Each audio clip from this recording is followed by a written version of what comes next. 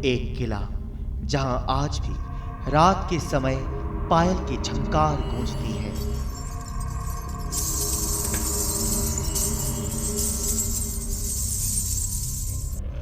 एक किला जहां सजती है भूतों की महफिल।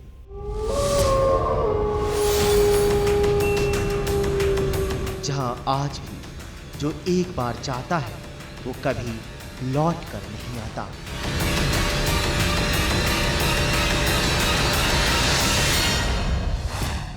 और अगर आता भी है तो वो इस लायक नहीं रहता कि वो अपनी बची खुची जिंदगी को चैन और सुकून से जी सके।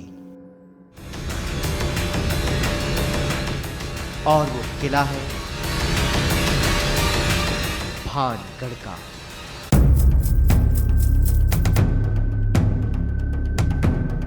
राजस्थान के अलवर जिले का ये भानगढ़ किला भारत का सबसे कुख्यात किला है।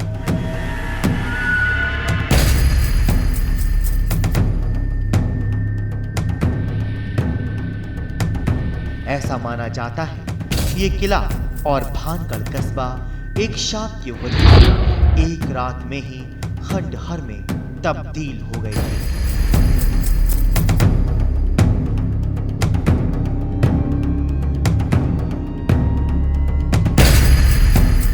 और तभी से इनमें चलता है सिर्फ भूतों का राज। ऐसा माना जाता है कि यहां पर रात के वक्त रुकना बिल्कुल मना है।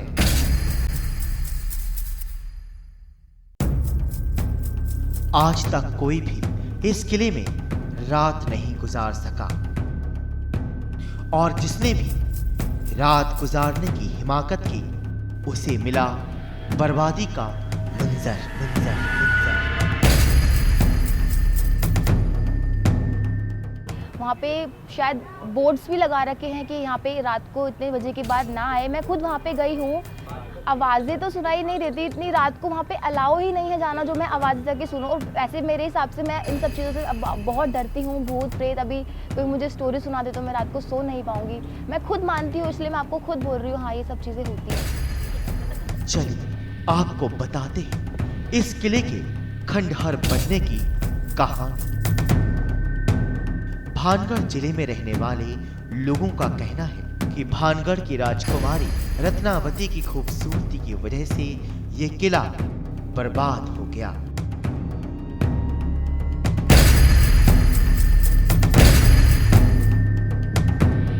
राजा सवाई मान सिंह के छोटे भाई राजा माधो सिंह ने इस किले में मंदिर और देवी देवताओं की स्थापना के साथ बनाया था। कहा जाता है कि सूरज छिपने के बाद इस किले में आना सख्त मना है। फिलहाल इस किले की देखरेख भारत सरकार की तरफ से की जा रही है। किले के चारों तरफ आर्कियोलॉजिकल की टीम मौजूद रहती है।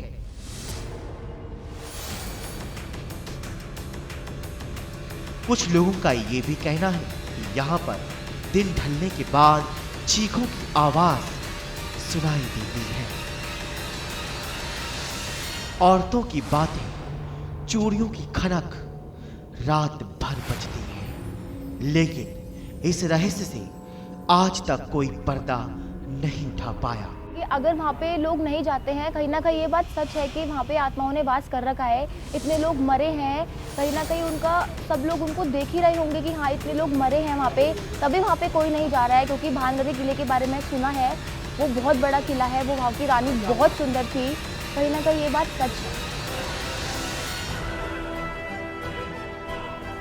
यहाँ तक कि एक बार भारत सरकार ने अर्धसैनिकों की एक टुकड़ी को यहाँ पूरे दिन और पूरी रात रखा, लेकिन वो भी इस रहस्य से पर्दा उठाने में नाकाम रहे। बिल्कुल ये सत्य है।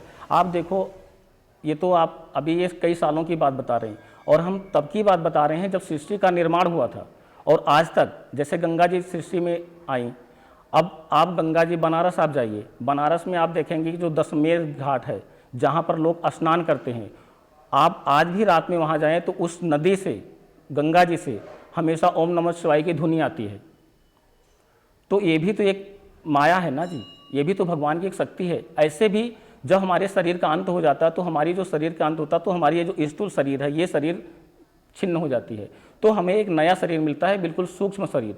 उस शरीर से हम किसी भी शरीर में प्रवेश कर सकते हैं, किसी भी आत्मा में प्रवेश करते हैं, क्योंकि वो शरीर कोई देख नहीं सकता उस शरीर को। तो इसी कारण उस प्रेत को, उस भूत को, इस चीज़ को हम देख, क्योंकि उसको एक सूक्ष्म शरीर मिल गई है। ऐसा पुराण में लिखा है, ऐसा गरुड़ पुराण में लिखा है कि हमारी जो आत्मा निकलती है शरीर से तो हमें एक सूक्ष्म शरीर धारण करना पड़ता है। उस सूक्ष्म शरीर के द्वारा हमारे जो शुभ अशुभ जो भी कर्म हैं, उस कर्मों का हमें फल उस शरीर से भोगना पड़ता है। जब हमारी आयु पूर्ण हो जाएगी उसके बाद में फिर हमारा जो जन्म होगा वो 100 साल के बाद होगा। फिर 100 साल के बाद फिर हमारे माता जी वही होंगे, हमारे पिताजी भी वही होंगे, हमारे भाई भी वही होंगे, हमारी बहन भी होगी। फिर हम 100 साल के बाद उसी में जाके हम घुल मिल जाते हैं। हर व्यक्ति का जो जीवन है वो 100 साल के बाद फिर परिवर्तन होता है, फिर उसी घर में वो व्यक्ति जाता है। ऐसा पुराण में लिखा है, नाड़ी शास्त्र में ऐसा लिखा है। तो यानी कि जैसे कि मैंने भानगढ़ की आपसे बात की, तो 100 साल तक आपको क्या लगता है कि वो आत्माएं वहीं रहेंगी? अभी आप नाड़ी शास्त्र उठा के देखिए, नाड़ी शास्त्र में लिखा है कि आपके अंगूठे का निशान लेते हैं, उससे आपके मम्मी पापा, भाई बहन, आपका डेट ऑफ बर्थ, टाइम, सब कुछ उससे बता देते नाड़ी शास्त्र से। उस नाड़ी शास्त्र में जो आपका निकल आया है फिर वो नाड़ी शास्त्र से किसी और का नहीं निकलेगा। फिर वो 100 साल के बाद फिर वही नाड़ी शास्त्र अंगूठे से फिर 100 साल के बाद। तो इसका मतलब ये हुआ कि नाड़ी शास्त्र हर व्यक्ति का जो जीवन है 100 साल के बाद होता है, फिर उस व्यक्ति को वही माता पिता, वही भाव, वही बंधु, वही सब प्राप्त होते हैं। और उस 100 साल के दौरान वो आत्माएं कहाँ रहती हैं? 100 साल के दौरान जो है आत्मा जो भगवान के चरणों में निवास करती हैं, भगवान की सेवा करती हैं, भगवान की पूजा करती हैं। जब भगवान प्रसन्न होते हैं तो फिर उसको दोबारा पुनः जन्म मनुष्य का दे देते हैं।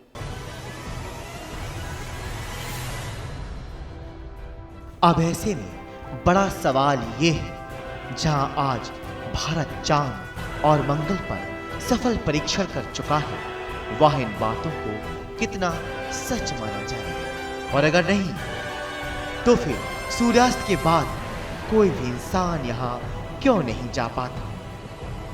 ये सवाल अपने आप में ही बड़ा रहस्य है।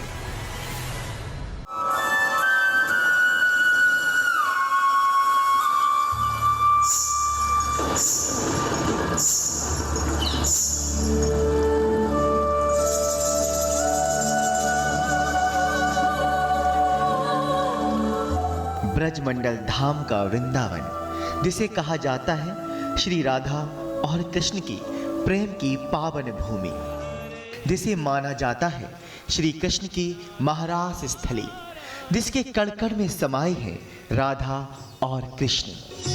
राधे कृष्णा राधे कृष्णा राधे राधे कृष्णा राधे कृष्णा राधे कृष्णा राधे राधे कृष्णा। जहां आने मात्र से ही सभी पापों का नाश हो जाता है। लेकिन इसी वृंदावन में एक और तीर्थ स्थान है, जिसका नाम है निधिवन, जो अत्यंत पवित्र और धार्मिक तो है, लेकिन साथ ही समेटे हैं अपने अंदर जाने कितने सारे रहस्य। शास्त्रों के अनुसार श्री राधा रानी की 8 प्रमुख सखियों का वर्णन आता है। वृंदावन का ये निधिवन राधा की 8 में से एक सखी श्री ललिता जी के अवतार रसिक संत शिरोमणि श्री स्वामी हरिदास जी महाराज की साधना स्थली माना जाता है।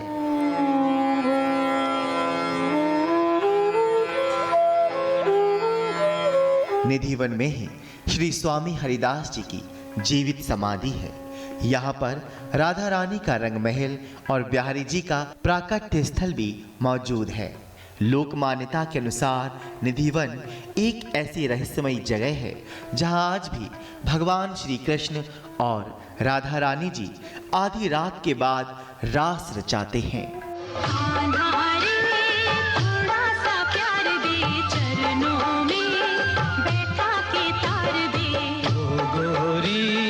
घूंघट उघार दे, प्रेम की भिक्षा झोली में डाल दे।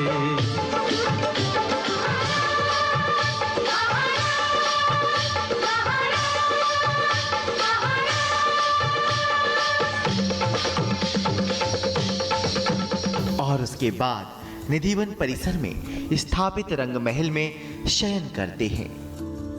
भगवान कृष्ण की शयन स्थली रंग महल में आज भी श्री माखन मिश्री का भोग हर रोज रखा जाता है। लेकिन उससे बड़ा चमत्कार तो सुबह देखने को मिलता है, जब शैया देखने से ये महसूस होता है कि यहाँ रात को विश्राम के लिए जरूर कोई आया था। और भगवान की सेवा में रखी गई दातून भी सुबह के वक्त गीली मिलती है।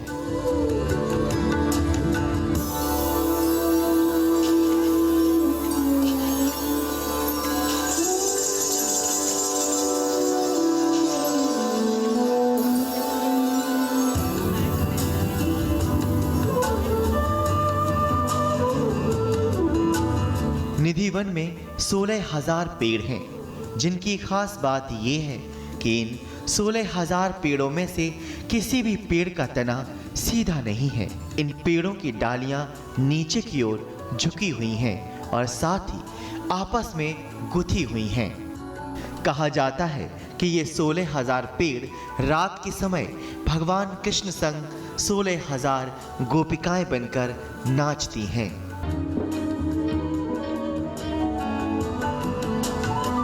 पेड़ों के बारे में कहा जाता है रात को ये एक एक गोपी एक एक कृष्ण यहाँ पे रासलीला करते हैं। आपने रासमंडल देखा होगा, उधर कृष्ण भगवान राधा रानी रासलीला करते हैं और ये सब लता पता गोपी बन जाती हैं।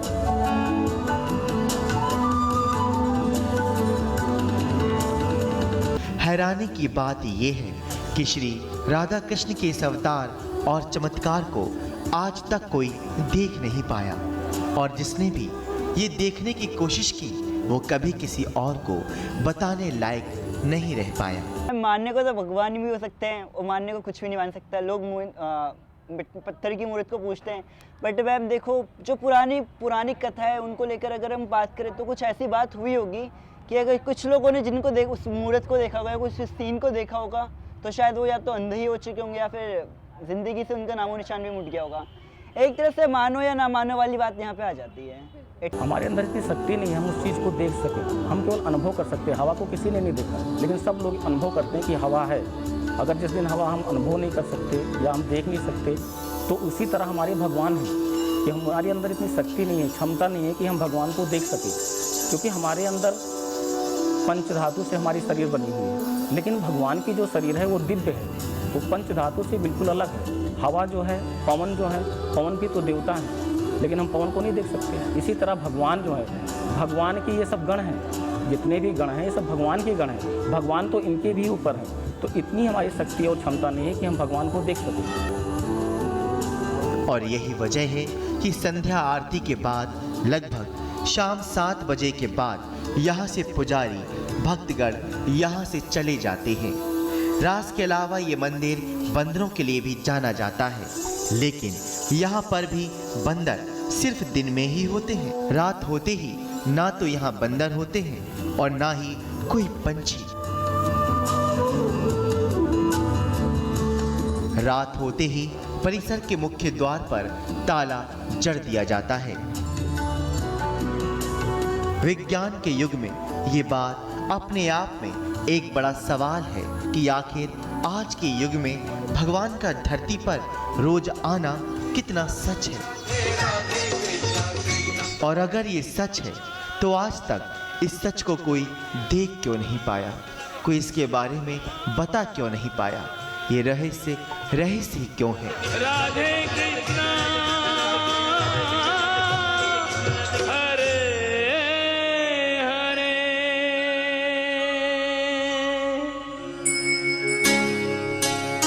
और ऐसी ही आस्था का सच्चा प्रतीक है मेहंदीपुर का बालाजी मंदिर, जहां पर बालाजी के दर्शन के लिए लोग दूर दराज से आते हैं।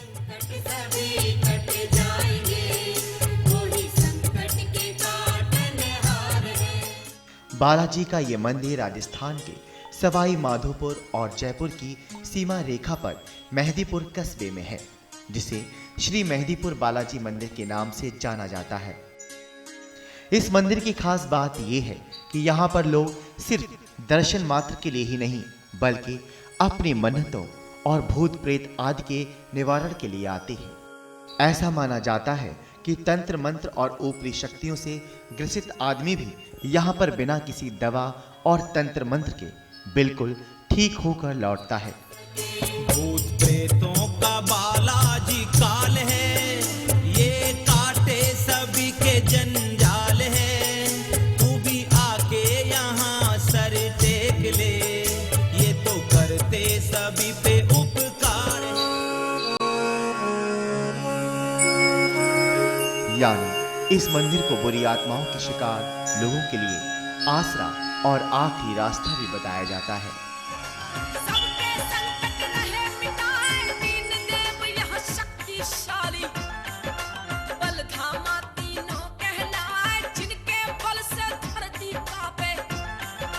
दुष्ट असुर कोई टिक न मेहंदीपुर बालाजी में यही होता है कि जिन लोगों के ऊपर आत्माएं आती है, जो इससे पीड़ित होते हैं लोग, जो अपने आप को नहीं संभाल पाते, उनका वहाँ पे जाके ट्रीटमेंट किया जाता है। जैसे एक बच्चे को या एक इंसान को फीवर होता है, उसी तरह वो डॉक्टर के पास जाता है, और जिन लोगों के ऊपर आत्माएं और भूत प्रेत आते हैं उनको बालाजी वहाँ ले जाके उनको वहाँ पे ठीक किया जाता है। और अपनी इसी खासियत के लिए मशहूर इस मंदिर में पूरे देश भर में आने वाले लगभग 1000 रोगी यहाँ डेरा डाले रहते हैं। बालाजी का मंदिर मेहंदीपुर में 2 पहाड़ियों के बीच बना है, इसलिए इन्हें घाटे वाले बाबा जी भी कहा जाता है। इस मंदिर की एक और बड़ी विशेषता है, इस मंदिर में बजरंग बली की बाल रूप मूर्ति किसी कलाकार ने नहीं बनाई, बल्कि ये खुद ब खुद बनी है। ये मूर्ति पहाड़ के अखंड भाग के रूप में मंदिर की पिछली दीवार के रूप में भी काम करती है। इस मूर्ति के सीने के बाईं तरफ एक बहुत ही छोटा सा छिद्र है, जिसमें से लगातार पवित्र जल की धारा बहती रहती है, और इसी जल धारा को भक्तजन चरणामृत के रूप में अपने साथ ले जाते हैं। बालाजी महाराज के अलावा यहाँ श्री प्रेतराज और भैरव की मूर्तियां भी हैं। ऐसा कहा जाता है कि इन तीनों की आराधना के बाद भूत प्रेत से ग्रस्त आदमी को उसका निवारण मिल जाता है। दुखी व्यक्ति को मंदिर पहुंचकर तीनों देवगणों को प्रसाद चढ़ाना पड़ता है। आमतौर पर बालाजी को लड्डू, प्रेतराज सरकार को चावल और भैरव को उड़द का प्रसाद चढ़ाया जाता है, और इसी प्रसाद में से 2 लड्डू रोगी को खिलाए जाते हैं। बाकी प्रसाद पशु पक्षियों को डाल दिया जाता है। कहते हैं कि लड्डू खाने के तुरंत बाद ही रोगी अपने आप झूमने लगता है।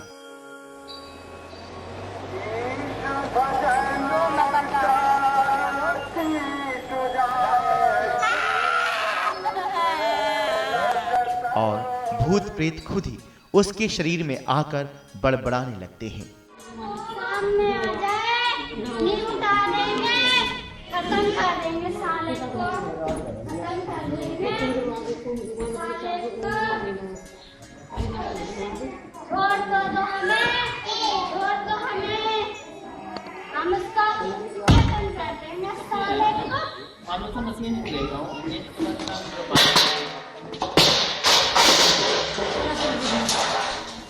वो खुद ही आकर हथकड़ी और बेड़ियों में जकड़ जाता है।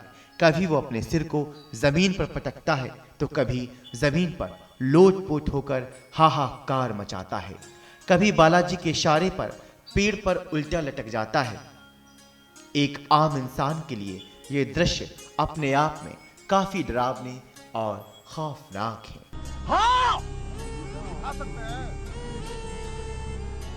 कहा है ना?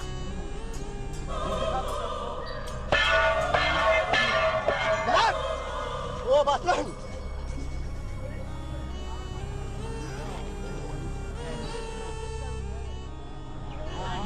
आदमी मारी सही, सही, सही, नहीं, सही, मान गए, सही।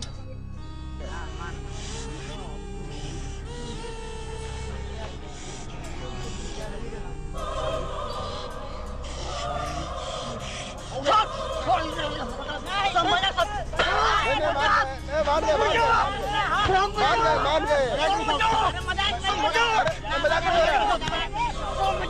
मजाक नहीं हो रहा। एक तांत्रिक या बाबा के पास जाने से बेहतर है कि आप एक अपने डॉक्टर के पास जाएं जो आपको दवाई देगा और सिम्टम्स को कम करेगा, या आप एक काउंसलर के पास जाएं, काउंसलिंग करवाएं और पता लगाएं कि ये इसको प्रॉब्लम क्या है, क्यों ऐसा बिहेव कर रहा है या कर रही है, कोई मानसिक रोग तो नहीं है, क्योंकि ये सब जो लक्षण है मानसिक रोग के लक्षण है और इसके लिए दवाइयाँ ही ज़रूरी हैं, काउंसलिंग ज़रूरी है। और ये बाबा और तांत्रिक लोगों पे अंधविश्वास ना करें, क्योंकि आपको ये मानसिक रूप से और पैसों से लूटा जाएगा, बल्कि डॉक्टर के पास जाएंगे तो आपकी लाइफ आगे बढ़ेगी। लेकिन यहाँ पर मौजूद पंडितों के अनुसार लोग यहाँ पर ये सब कुछ इसलिए करते हैं ताकि इस मार से तंग आकर उनके शरीर में मौजूद भूत प्रेत खुद ही बालाजी के चरणों में आत्म समर्पण कर दें।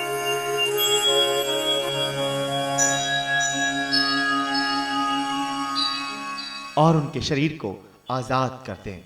और ऐसा तब तक चलता रहता है जब तक कि पीड़ित इंसान के शरीर में मौजूद वो भूत प्रेत उनके शरीर को छोड़ ना दें, फिर चाहे वो 3-4 घंटे हो या फिर उससे भी लंबा वक्त। ये सब सुनने में ही काफी आश्चर्यजनक है, लेकिन कुछ लोगों का कहना है कि उन्होंने यहाँ पर पीड़ित लोगों को अपनी आंखों के सामने ठीक होते देखा है। और सिर्फ इतना ही नहीं, बल्कि देश विदेशों और दूर दराज से लोग यहाँ पर बालाजी के दर्शन के लिए आते हैं। लोक मान्यता और वेदों के अनुसार कहा जाता है कि इंसान के शरीर में एक वक्त में सिर्फ एक ही आत्मा का वास होता है। तो फिर यहाँ पर सवाल ये उठता है कि उसी वक्त में, या यूं कह लीजिए कि उसी जीवन में, इंसान के शरीर में दूसरी आत्मा या भूत प्रेत कैसे समा सकते हैं। ये सभी सवाल अपने आप में ही बड़ी पहेली हैं। क्या ये महज भक्तों की बालाजी महाराज के प्रति श्रद्धा है, या फिर वाकई में मानव शरीर में भूत प्रेतों का इलाज इस मंदिर में किया जाता है? ऐसा कुछ प्रूफ नहीं हुआ कि आत्मा किसी की बॉडी में जाके उससे काम करवाएगी या कुछ बुलवाएगी। देखिए, अगर आप बालाजी जाते हैं, वो एक पॉजिटिव जगह है, वहाँ पे कुछ नेगेटिव होना भी नहीं चाहिए। तो it is in the mind of the people कि आप वहाँ जाते हैं और आपसे कुछ नेगेटिव होता है, तो इट इज़ नॉट ट्रू कि ये सब हो रहा है। ये साइकोलॉजिकली आदमी अपने मन से ही सोच रहा है कि ये मेरे साथ हो रहा है। कई बार हिस्ट्रियोनिक पेशेंट्स जो होते हैं, हिस्टीरिया के जो पेशेंट्स होते हैं, वो ऐसे वहाँ जाके करते हैं कि माता आ गई, मैंने ऐसे किया, पर वो एक डिजीज़ है, कन्वर्जन डिसऑर्डर है, या उसको हिस्टीरिया कहते हैं, जो विमेन में काफ़ी प्रेवलेंट है। तो ये एक it's a myth, it is a superstition.